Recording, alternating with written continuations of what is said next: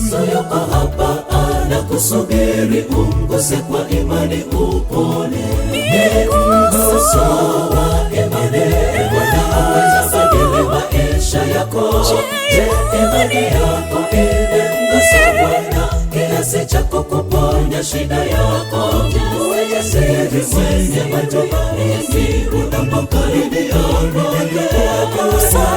kusongwa na watu kusikufanya ukavunjika moyo. Uwe jasiri mwenye matumaini, unapokaribia kusongwa na watu kusikufanya ukavunjika moyo. Ni mguso wa imani, unaweza badili maisha yako. Je, imani yako imemgusa Bwana kiasi cha kukuponya shida yako? Uwe jasiri mwenye matumaini, unapokaribia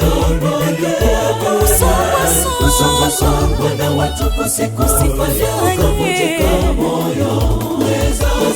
Uwe jasiri mwenye matumaini, unapokaribia kusongwa na watu kusikufanya ukavunjika moyo. Ni